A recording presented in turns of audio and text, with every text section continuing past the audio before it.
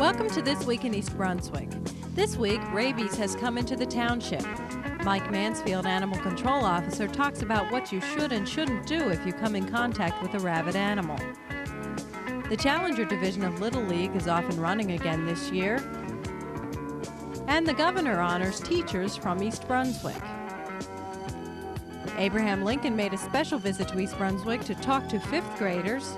All of this and much more is coming up, including more information about the Memorial Day Parade, a new display at the library, and the Township Council Review. But first, here's a look at next week's programming right here on Channel 8. Lenore Kulik starts off the week with an international flair on Look Great, Feel Great. She'll show how Latin dance can be a great way to stay fit. That's Monday morning at 10. Stories from the Library follows at 10:30.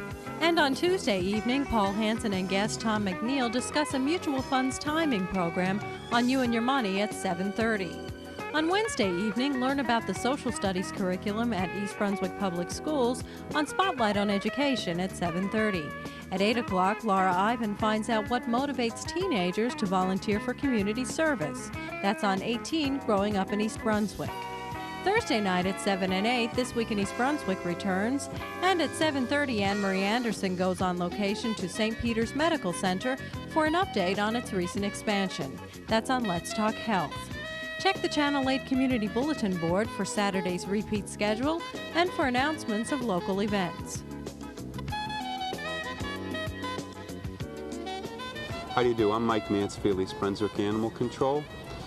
I've been on the air a few times letting you know that rabies was coming into East Brunswick. Well, as of April 30th, we had our first positive case of rabies in the Riva Avenue area. The phone hasn't stopped ringing with lots of people concerned about this, and I just wanted to give you a little bit more information. In reference to this one case, it resulted in 4 people having contact possible contact with the rabies virus, and they all had to receive rabies shots, myself being one of them. The rabies shots are not in the stomach anymore with a large needle and are not painful at all anymore. They're always in the arm. The best way to tell if you could possibly have a rabid animal on your property is that 80% of them have what is called dumb rabies, and they would walk around and appear to be drunk. The animals coming down with rabies that we need to be concerned with are domestic cats, raccoons, fox, skunks, and groundhogs. We're not running around and killing all these animals and removing them from properties and all, because there's no need to do that. As long as your animals have their rabies shots, the dogs and cats are kept leashed and watched, you will have no problems. Any wild animals that are trapped have to be destroyed under new state laws. If you relocate wild animals, they could possibly help in the spread of the virus. So we're no longer trapping. We will remove all sick animals that show up on your front lawn. We do remove all wild animals that end up inside your home, for instance, your living room or your dining room, or run around your basement. But if you have squirrels in the attic or raccoons in the fireplace and groundhogs in the backyard, you'd have to use an exterminator to remove them or just leave them alone. You're welcome to call me anytime to get more information on that. I just don't want people running around afraid and thinking that every animal is rabid, but it is something for us to be concerned about. In the past, children have found little wild rabbits and little baby raccoons and all on the lawns and picked them up and brought them home and called me to come and take them and help them. We no longer can pick these animals up. This would be considered a contact with an animal that could possibly rabid, and your child would end up having to get rabies shots. The best advice is just stay away from the wild animals, let them do what they're doing, and you do what you're doing. If you do see one sick, wandering around, you call the police department and try and keep track of where it's going. If it's not moving, that's fine, but if you find it slowly walking away, acting like it's drunk and falling down, try and keep track of it where it's at until a police officer arrives, and we will handle the situation. We have all the proper equipment. All the employees who will be handling the rabid animals have received pre-exposure shots. And it's best just to let us handle the animals and not you. If you have any more questions, you can call me at 390-6960, and I'll be glad to call you back and give you any more information. Hi, I'm Amy Fisher, and I'm the Director of Community Relations for the school system. This morning, I'm in the administration building with our superintendent, Dr. John Kopko. Hi, Dr. Kopko. Hi, Amy. What's happening here this morning so early? Well, this morning we're having just a little breakfast reception for our teachers who have been really distinguished by winning the Governor's Award for Excellence in Teaching. And today they will be traveling to Princeton University to meet with the governor and also the Commissioner of Education, along with other school districts and other recipients of the award, and they'll be honored down there. And we're very, very, happy for them and pleased to be part of the ceremony. Could you tell us a little bit about the selection process? Well, the selection process begins very early in the year, where teachers are nominated by their peers in their own, specific school buildings. And then there's a committee of administrators, teachers, and also members of the community that actually select the recipients for the award. And you'll be going down to Princeton with them later today, is that true? Yes, I'll be meeting them down there around noon today. Great, thank you. Dr. Seiden, how about your feelings about this award and the fact that so many teachers have been able to win it?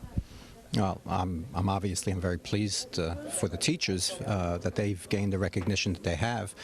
I'm especially pleased for the school district and for this community that we have these kinds of teachers in our schools with our children. And I think it's especially important that we as a school system recognize them. It's nice that the state is recognizing them, but I think it's especially important that we at the local level recognize them. We pride ourselves on having an excellent school district, and we all know that excellent teachers are the backbone of an excellent school system, and it's important that we recognize excellence where we find it, and we have found it here in East Brunswick. Here's one of our winners, Tony Apaldo from Central School. Tony, you were a teacher here for a long time. You went away and you came back this year. How do you feel about winning this award? I feel wonderful, and it's great to be home. Really is. What grade are you teaching this year? I'm teaching second grade. Were you surprised when you were selected for this award this time? Yes, I was. I was very surprised and very happy. Great. Thanks a lot. Well, now we're going to bring you teachers that show we have excellence at all levels of the school system, because we have a high school teacher and a first grade teacher. First, here's Dolores Meyerhoff, who's been a social studies teacher at East Brunswick High School for how many years, Dolores? This is my 25th year at East Brunswick, as a matter of fact, and I'm truly honored to be here, ready to go and accept this award, because I guess I love East Brunswick High like a second home, and this to be honored by my peers at the high school is just a wonderful feeling. Well, many of your students have won many, many awards over the years, so now it's your turn. That's true. It feels good. It feels good to be on the receiving end. That's great. And here's Rita Meehan, who's a first grade teacher at Lawrenceburg School. Rita, how do you feel about this award? Well, I am extremely proud to be part of this Governor's Award and to be part of the East Brunswick School District. I'm just here a short time and enjoying the exposure to all of this recognition and loving every minute of it. And this is Ben Embley, who's a phys ed teacher at Chittick School, and Michael Berry, who's a music teacher at Churchill Junior High School. And Ben, how do you feel about this award? Well, it was a very nice award. I was sort of surprised that I was selected for it, and I believe that I'm the first physical education teacher in East Brunswick to receive this award. Oh, that's really great. How long have you been teaching here? This will be my 23rd year. So this is a long time coming then. And Michael, you're the instrumental music teacher? Yes, I'm the string instructor and orchestra director at Churchill. And certainly our orchestra students win awards all the time, so now it's your turn, right? Thank you, yes. I was just very flattered to be presented with this and to be recognized by the staff at Churchill. Other recipients include Ann Berry at Frost School, Stathine Varbasotis at Hammersholt Middle School, Sherry Scott at Warnstoffer School, Barbara Stapleton, Bauman Row School, Marion Kutowski at Irwin School, and Shelley Bloom from Memorial School.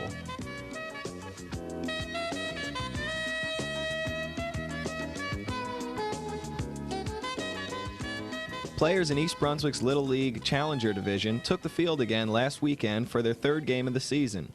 The Challenger Division is a baseball league for special youngsters who are physically and mentally handicapped. Other children or buddies volunteer their time to assist in the field and up at bat.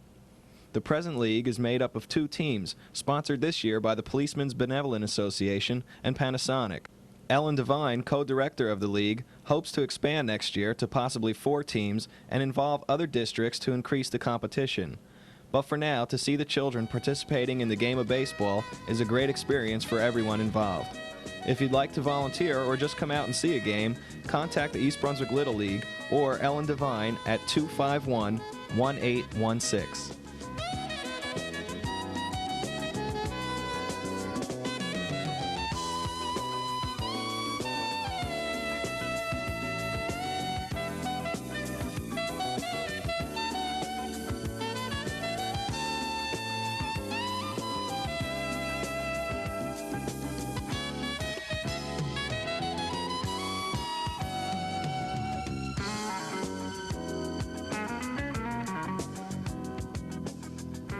Hi. This year I'm serving as the director of the Memorial Day Parade, and frankly I've been so caught up in all the planning and all the excitement of the parade that you have to really take a minute to think about what Memorial Day is supposed to be all about. So I'm glad to take a minute with you and share a Memorial Day minute. You know, as a teenager, a young teenager, growing up during the Vietnam War, I have to ashamedly admit that I didn't know too much of what was really going on. But in the last 6 months, I got the greatest lesson of my life and what it's like to possibly lose freedom. And I think that's what Memorial Day is all about people that fought to protect freedoms. And I've learned a lot, and I think this country has learned a lot. And I think that this Memorial Day in East Brunswick will probably be the finest ever because it's all touched our hearts in some way. Thank you. To commemorate Memorial Day, throughout the month of May, at exhibit at the East Brunswick Library is my collection of Civil War memorabilia, including both reproduction and original Civil War items depicting the Union and Confederate forces that served during the Civil War. Some of the unique items are uniforms of both Union and Confederate soldiers, an original 1840 cavalry saber, a 3-band Enfield rifle musket, which was the standard weapon of the war, personal effects, and also highlighted is East Brunswick and several documents relating to East Brunswick's role during the Civil War. So if you have an opportunity during this month, come on down to the East Brunswick Library and look into the past of our community.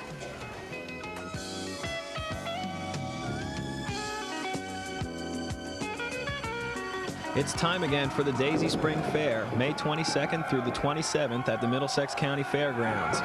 This year's special attraction on May 24th, your $2 admission to the fair includes free professional wrestling featuring the Honky Tonk Man. That's the Daisy Spring Fair, May 22nd through the 27th. Free professional wrestling featuring the Honky Tonk Man takes place Friday, May 24th at 8 p.m. at the Middlesex County Fairgrounds in East Brunswick, New Jersey. Hi, I'm Amy Fisher, the Director of Community Relations for the school district.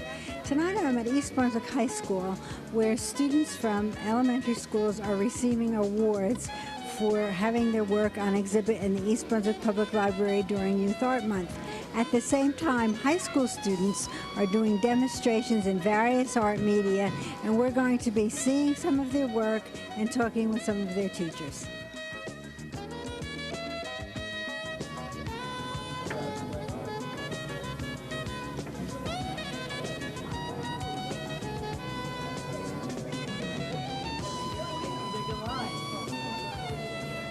This is the airbrush class taught by Mrs. Judith Koppel, where the high school students are teaching some of the younger children the techniques of airbrush. Tiffany, how long have you been taking airbrush? For the last semester, since about January. What do you like about it? It's fun. You can just go crazy, and it's art. Have you learned a lot? Yeah, we have fun in here. Miss Koppel's a great teacher. She is. Have you taken any other art courses? Not very many, but by far this is the best. I love this one.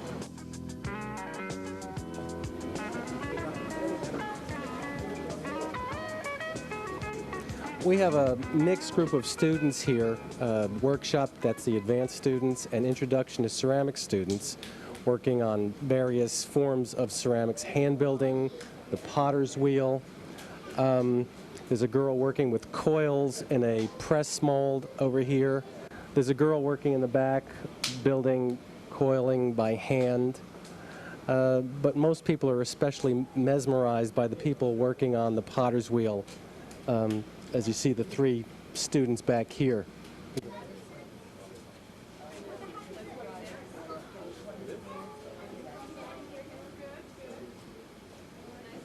Okay, here's one of our ceramics students. Could you tell us your name, please? My name is Walter Bradley. And how long have you been taking ceramics? This is my 2nd year. Why do you enjoy it? I like making pots and stuff. I enjoy it a lot. Do you take any other art courses? No, just this one. Do you plan to go on to a career in the arts, do you think? Maybe. I was thinking about it, yeah.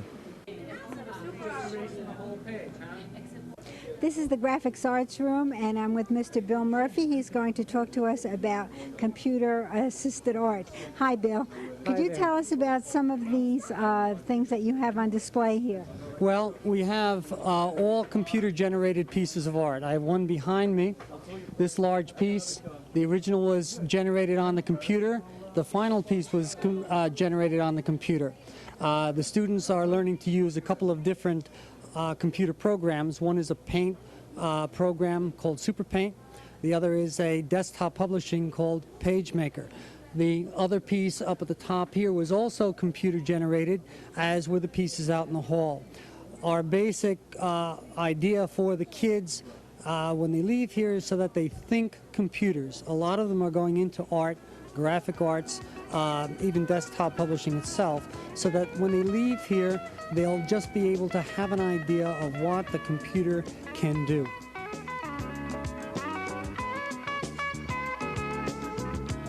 The East Brunswick Historical Society brought Abraham Lincoln to town Tuesday morning. 5th graders throughout the district were invited to the high school to visit with Lincoln, played by Ed Francisco of Bernardsville, New Jersey. I went to Washington in 1861 with the idea of preventing the Civil War. But by the time I got to Washington, already the sound of gunfire was in the air. Already, several of the southern states had seceded from the Union and had formed their own confederacy. I think if you were to ask any of the volunteer soldiers who fought in that Civil War, either North or South, if you asked them what they were fighting for, they would have said liberty. Liberty, there are different definitions for liberty. You want to be free. You want the power to choose what you want to do. You see, we all declare for liberty. We all say we want liberty, but by using that word, we do not all mean the same thing. And I'll tell you a little story. You'll have to use your imagination some. About a wolf that was attacking a bunch of sheep, and the shepherd saved this one sheep, threw the wolf off, and the sheep thanked the shepherd for being the preserver of his liberty. And the wolf, at the same time, denounced the shepherd for being the destroyer of his liberty. He wasn't allowed to do what he wanted. So liberty, you have to think about liberty. And I decided along about then that I talked way back about getting the experience to be the President of the United States, and nobody can get enough experience to be President of the United States. And especially of a nation that's at war. For how could I know that 6 weeks after I became president, the Civil War would begin, which would kill over 500,000 men and last 4 bloody years? And how could I know that in the city of Washington, people took this Civil War so lightly that at the first battle of Bull Run, they packed picnic lunches and went out to a hillside just across this little creek of Bull Run to watch the battle. They thought it was just like a sports event. But when people started dying around them, then they understood that it wasn't a game. And how could I know that my young son Willie would die in the White House and that my wife would practically go into hiding in a room for days and weeks at a time, and she would be accused of treason, my wife would, because 7 of her brothers and brothers-in-law were fighting in the Southern Army, fighting against the North. And how could I know that I would find a general to lead the Northern armies who really would be afraid to go into battle? And at the beginning of the Civil War, I had no idea whatsoever that I was going to free the slaves. I said that it is not my right. The Constitution doesn't permit me to free the slaves. But after 2 years, I decided that my wartime powers permitted me because I needed the Negroes. They became a military necessity. For the North, it would help if they were in the Northern Army. It would help save lives. And how would I know that I would have to receive hundreds and thousands of letters from men who were waiting to be shot for desertion? You know what a desertion is? Desertion is usually an Army term meaning you've left your post. And I would have to answer those letters. I wouldn't have to answer them, but I wanted to answer most of them in order to save lives. And I remember writing to the Secretary of War one time and saying, in regard to the 14-year-old drummer boy who was waiting to be shot for desertion, I said, please let us spank this boy and send him home.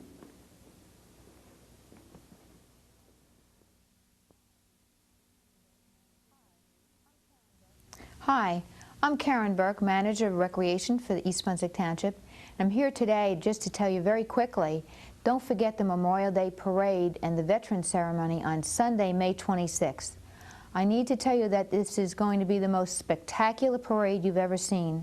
And what better opportunity than right now to teach our children about what Memorial Day really means. So remember, the parade starts at 1.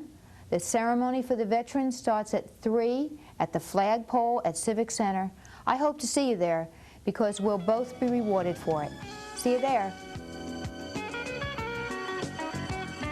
Come on out to the Daisy Fair, Central Jersey's biggest week-long party, May 22nd through the 27th at the Middlesex County Fairgrounds in East Brunswick, New Jersey. Rides, games, food, and attractions, all to benefit our special kids with disabilities. Free attractions at the fair all week include a circus, petting zoo, hot air balloons, Corvette show, bands including Matt Bon Jovi's Bad Influence, Larry Chance and the Earls, the Shirelles, and yes, fireworks on Sunday, May 26th. So come on out to the Daisy Fair, May 22nd through the 27th at the Middlesex County Fairgrounds in East Brunswick, New Jersey.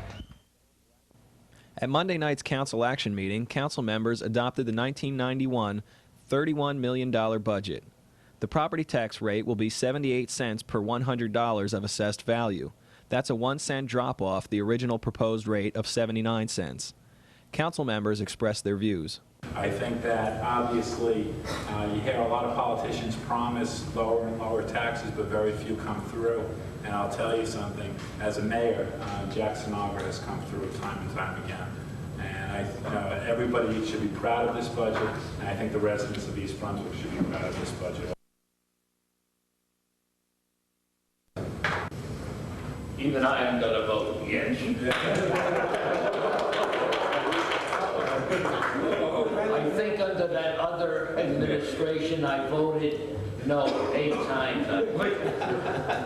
Is this a read my lips?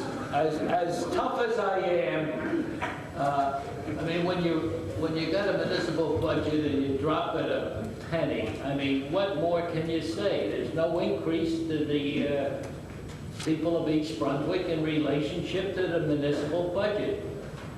And I also, out of character, I want to thank the administration, the mayor, and the Coughlin, and next year is another year. With no taxes. You promise to keep your taxes low and the quality of your services high. I'm proud to report tonight that with the adoption of this budget, we have accomplished that task. I would like to state for the record that yes, the Township of East Brunswick did receive an additional $1.8 million from the state this year. But this amount alone could not fill the void left by our ailing economy. Only the hard work and many long hours of discussion and perseverance of this council could this task of not only stabilizing our taxes, but to actually see a reduction about the goal. As far as making amendments to the budget, we looked hard and high and everything else, and you know, we found some areas that we were able to cut out. But on the whole, it was a very austere budget when it was presented to us. The one item I'm glad we did restore were the items for the senior citizens, that we could help make their program better, and I'm glad we're able to do that. And you know, like I said, we'll continue to make the tough decisions, and I thank everyone for their input. Included in the budget was the elimination of 10 part-time positions. Officials say that municipal services will not suffer from those cuts. The council also began reviewing the school budget, which was rejected by the voters on April 30th. The council and school board will hold a joint meeting on May 16th to discuss the $62.2 million budget. To close tonight, we'll take a look at the Social Studies Festival held at Smith School last week. The festival, called A Journey into Early America, ended the 8th grade study on American history between 1800 and 1870 and helped celebrate Social Studies Awareness Month in town. On display were numerous projects the students made, skits, and outside, the Sons of Confederate Vets Camp 1505 from Keyport set up camp on the front lawn of the school.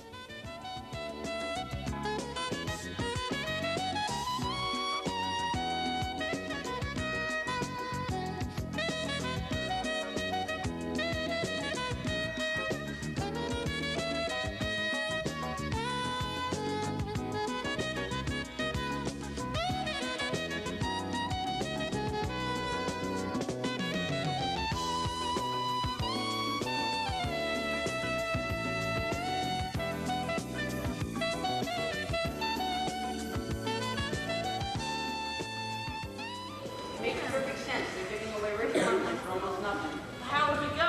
I've heard people talking. By train to St. Louis, then boat to Independence, where we join a wagon train. But how long would it take us? About 4 to 6 months. Is that a whole Father? No, provided we don't get scalped by Indians. Drown crossing a river. Or starve to death in a mountain blizzard. Stop worrying. Now, wait for your friends when we get there. Now be quiet. Lucy, will you come with us? We'll get married when we get to Oregon.